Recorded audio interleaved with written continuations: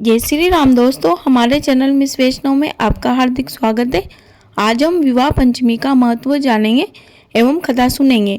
हिंदू शास्त्रों के अनुसार त्रेता युग में मार्गशीर्ष माह, जिसे अगन का महीना भी कहते हैं, के शुक्ल पक्ष की पंचमी तिथि को प्रभु श्री राम व माता सीता का विवाह संपन्न हुआ था।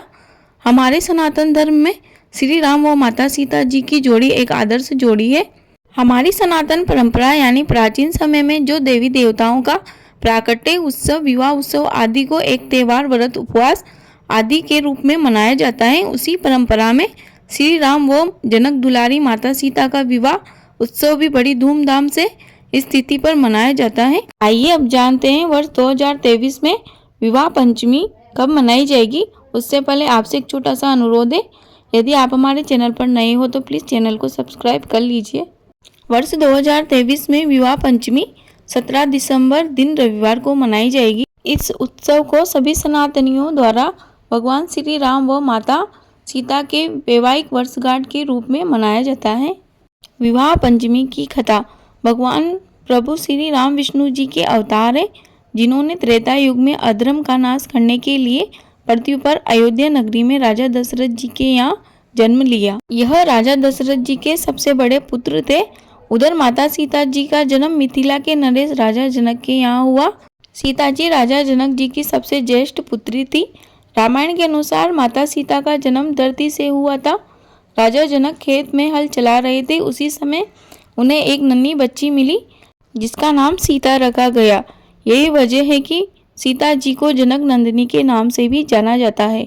राजा जनक जी के दरबार में भगवान शिव का धनुष रखा हुआ था, जिसे कोई साधारण व्यक्ति हिला भी नहीं सकता था, परंतु सीता जी बाल्यावस्था में ही उस धनुष को आसानी से उठाकर रख देती थी।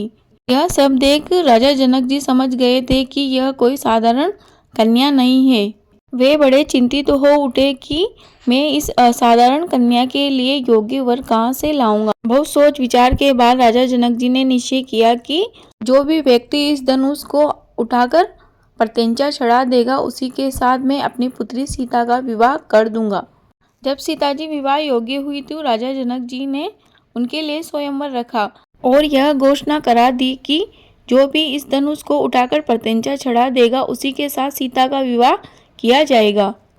सभी राज्यों के राजाओं को स्वयंवर का निमंत्रण दे दिया गया। यह निमंत्रण अयोध्या भी भेजा गया, परंतु उस समय श्री राम व लक्ष्मण जी महर्षि वशिष्ठ जी के पास शिक्षा ग्रहण कर रहे थे। ऐसे में गुरु वशिष्ठ जी के साथ श्री राम व लक्ष्मण जी स्वयंवर देखने की इच्छा से वहां उपस्थित हुए।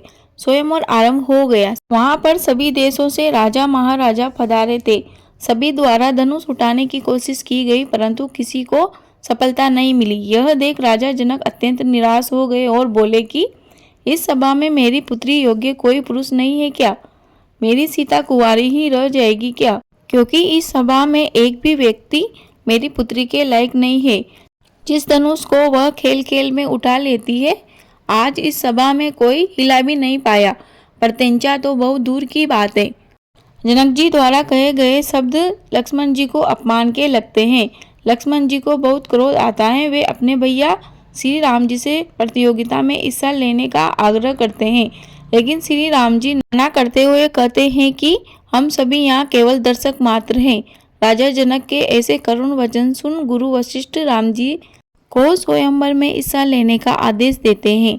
गुरु की आज्ञा पाकर श्री राम अपने स्थान से उठकर दिव्य धनुष के पास पहुंच जाते हैं। सभी की निगाह श्री राम जी पर टिक जाती है। उनका गठीला शरीर मस्तक पर तेज सभी को आकर्षित करता है। श्री राम धनुष को प्रणाम करते हैं। वह धनुष को एक ही झटके में उठा लेते हैं। जैसे ही प्रत्यंचा चढ़ाने के लिए धनुष को मोड़ते हैं, वह टूट जाता है। इस प्रकार शर्त पूरी होती है। सभी तरफ फूलों की वर्षा होने लगती है। देवी देवता भी श्री राम पर फूलों की वर्षा करते हैं। सीता जी श्री राम के गले में वरमाला डाल देती है। वह उनका वरण करती है। वह मिथिला में उत्सव आरंभ हो जाता है और श्री राम व माता सीता का विवाह संपन्न होता है। उस दिन मार्गशीर्ष माह के शुक्ल पक्ष की पंचमी तिथि थी। यह तिथि विवाह पंचमी कहलाई। दोस्तों, प्रभु श्री राम के विवाह का उल्लेख रामचरितमानस व वाल्मीकि जी द्वारा लिखी गई रामायण के बालकांड में मिलता है। अब जानते हैं कि प्रभु श्री राम को मर्यादा पुरुषोत्तम राम क्यों कहा जाता है। श्री राम जी के विवाह के बाद पहली रात को माता सीता बहुत दुखी होकर बैठी हुई थी। तब भगवान श्री राम उनसे इस दुख का कारण पूछते हैं। तब माता सीता कहती है कि प्रभु आप तो राजकुमार है, वह राजकुमार के तो कई पत्नियां होती है, आपके भी होगी, अर्थात आप भी एक से अधिक विवाह करोगे, तब आप मुझे भूल जाओगे। तब श्री राम जी अपनी पत्नी सीता को वचन देते हैं कि वे कभी दूसरा विवाह नहीं करेंगे, सदैव अपनी एक पत्नी के साथ जीवन व्यतीत करेंगे। श्री राम जी अपनी पत्नी सीता को विवाह की पहली रात को यह वचन देते हैं, जिसे सुन सीता माता स्तब्ध रह जाती है। श्री राम जी अपने इस वचन का जीवन भर निर्वाह करते हैं। जब किन्हीं कारणों से सीता जी व राम जी का विच्छेद हो जाता है, तब भी मर्यादा पुरुषोत्तम राम जी अपने वचन का पालन करते हैं, वह दूसरा विवाह नहीं करते। इस प्रकार भगवान श्री राम व माता सीता मर्यादा का एक इतिहास रचते हैं और अपने जीवन से मनुष्य जाति को पति पत्नी के धर्म का बोध कराते हैं। इस प्रकार यह पौराणिक कथा मनुष्यों को धर्म का आधार बताती है एवं सही गलत का बोध कराती है। यह थी माता सीता के स्वयंवर की कथा, जिसके बाद उनके जीवन का नया संघर्ष आरंभ होता है और वे दोनों विकट से विकट परिस्थिति में भी एक दूसरे के साथ रहते हैं। वह मनुष्य जाति को पति पत्नी के धर्म का पाठ पढ़ाते हैं। प्रेम से बोलो जय श्री राम, जानकी मैया की जय।